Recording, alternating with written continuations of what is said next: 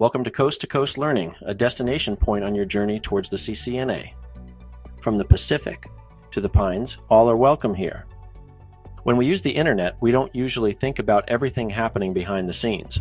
How data moves across networks, how different devices understand each other, and how everything stays organized along the way.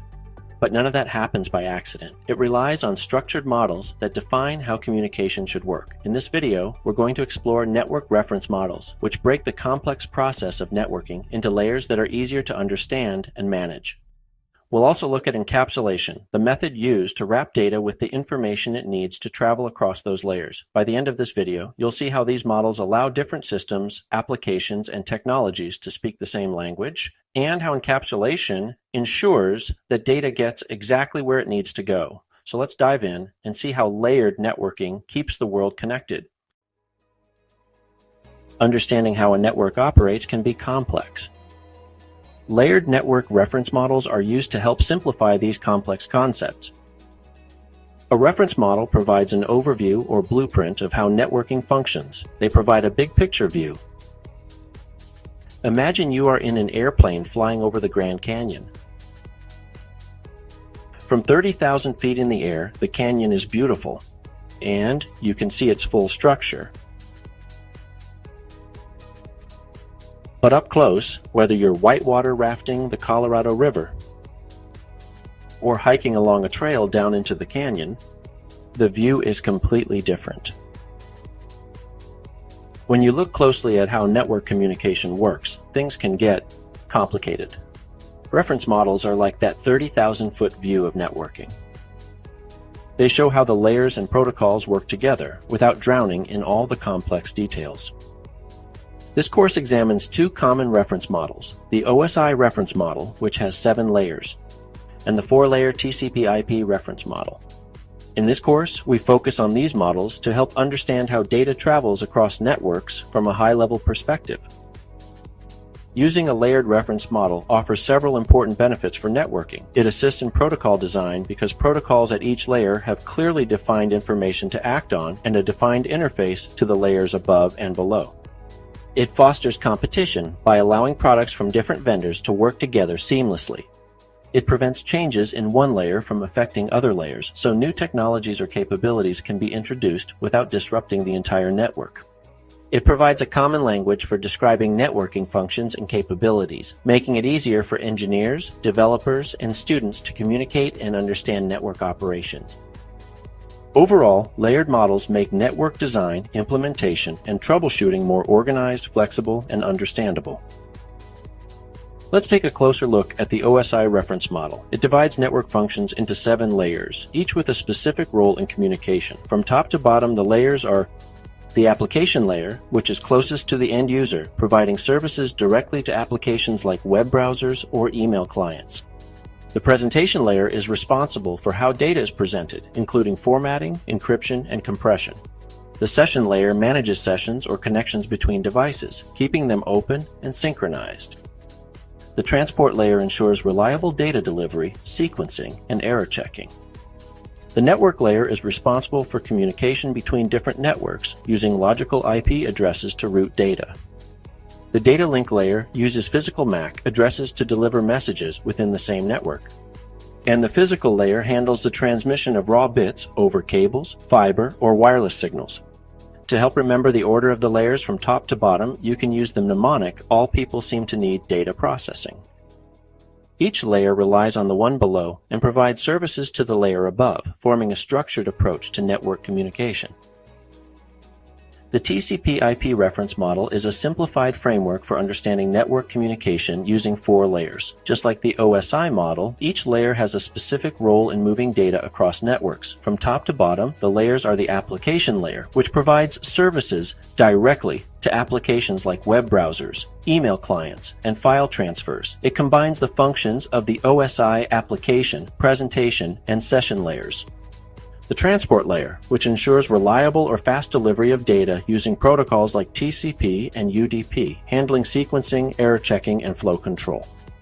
The internet layer, which is responsible for logical addressing and routing, using IP addresses to deliver data between devices across different networks.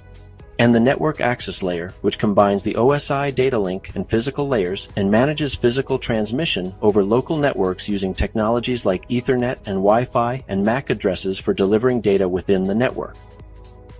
Some references show a 5-layer TCP/IP model, which splits the network access layer into 2 separate layers, but this course focuses on the standard 4-layer version. A simple mnemonic to remember the layers is all the Internet needs. This model provides a practical framework for understanding real-world networking and how the Internet operates today.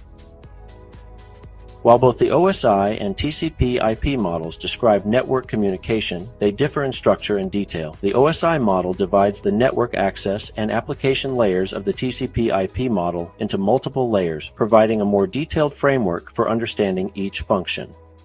In contrast, the TCP/IP protocol suite does not specify which protocols must be used to transmit data over a physical medium.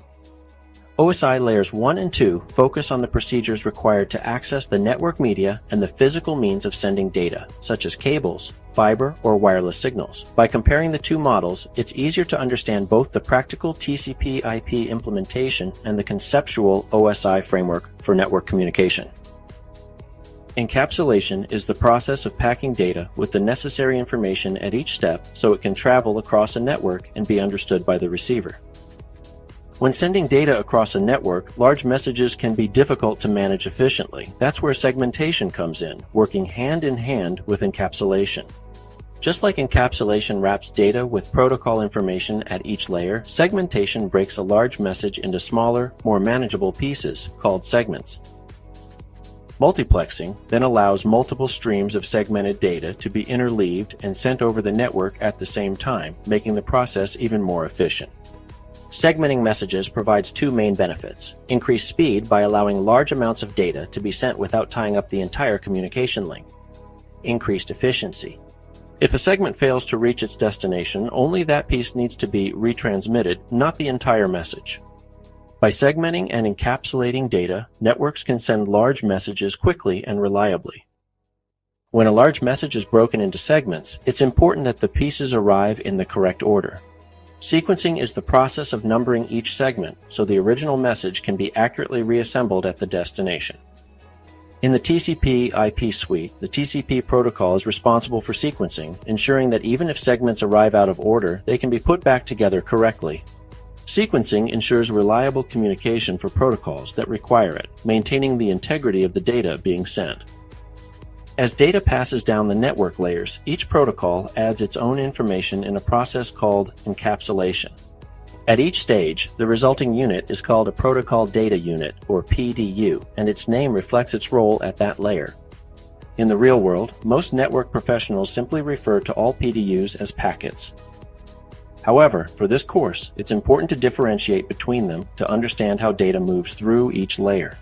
Using TCP/IP terminology, PDUs are referred to as data at the application layer, a segment at the transport layer, a packet at the internet layer, and a frame at the network access layer. This is encoded into bits and sent through the physical medium. A simple mnemonic to remember the order is, "Don't some people fear binary?" Understanding PDUs in this way helps us track how data is prepared, transmitted, and reconstructed across a network. When a web server sends a web page to a client, the data doesn't travel as a single block. Instead, it is encapsulated layer by layer. First, the web page data is prepared by the HTTP application protocol.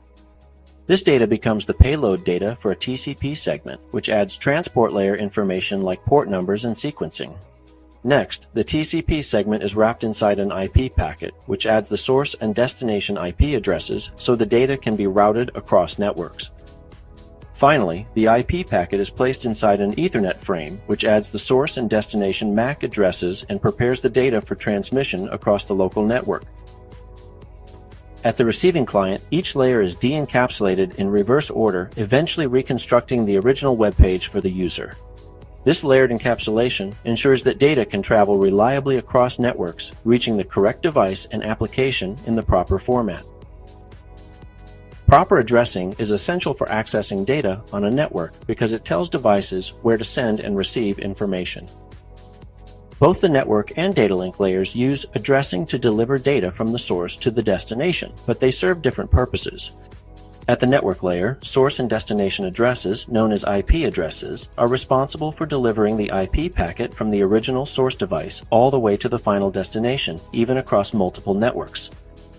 At the data link layer, source and destination addresses, known as MAC addresses, are responsible for delivering the data link frame between two network interface cards, or NICs, on the same local network. By combining these two layers of addressing, networks ensure data can be accessed efficiently and accurately, both locally and across distant networks. At the network layer, each IP packet contains two key addresses that guide its journey, the source IP address and the destination IP address. The source IP identifies the sending device, the original source of the packet. The destination IP identifies the receiving device, the final destination of the packet.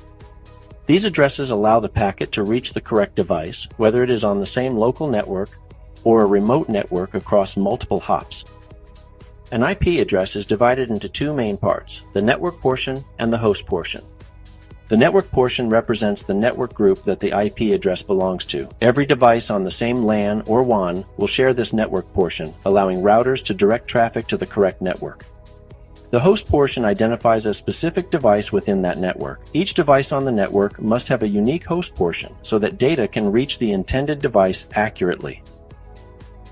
When devices are on the same network, the source and destination will start with the same number in network portion of the address, as shown here for PC1 and the FTP server. When devices communicate on the same Ethernet network, the data link frame uses the actual MAC address of the destination NIC. MAC addresses are physically embedded into the NIC, making them a form of local addressing. The source MAC address is the address of the device sending the frame on the local link. The destination MAC address is always the address of a device on the same local network, even if the packet's ultimate destination is on a remote network. This system allows devices to reliably deliver data locally, while higher layer protocols, like IP, handle routing to distant networks. What happens when the actual destination isn't on the same LAN, when it's on a remote network instead? Let's take an example. When PC1 tries to reach a web server located somewhere across the internet, it can't send data directly to that server's MAC address because they're not on the same local network. This is where the network and data link layers work together. The network layer, using IP addressing, identifies that the destination is remote. It then forwards the packet to the device responsible for getting it closer to its destination using the default gateway router. The data link layer then takes over to deliver the frame locally to that router, using the router's MAC address as the destination. In short, even when communication is remote, the data link layer still handles local delivery, while the network layer ensures the packet finds its path to the final destination. When the source and destination have a different network portion, this means they are on different networks, as shown here for PC1 and the web server. When the final destination is on a remote network, the network layer provides the data link layer with the local default gateway IP address. The default gateway is the router's interface IP address that belongs to the local area network. You can think of it as the doorway or gateway that leads to all other remote networks. Every device on the LAN must know the address of this gateway. Without it, any traffic meant for remote networks would never leave the LAN. Once PC1 forwards its data to the default gateway, the router takes over. From there, it begins the routing process, determining the best path to deliver the data to its final destination, whether that's another office across town or a web server across the world. At the data link layer, addressing is local. It only applies to the connection between two directly connected devices on the same link.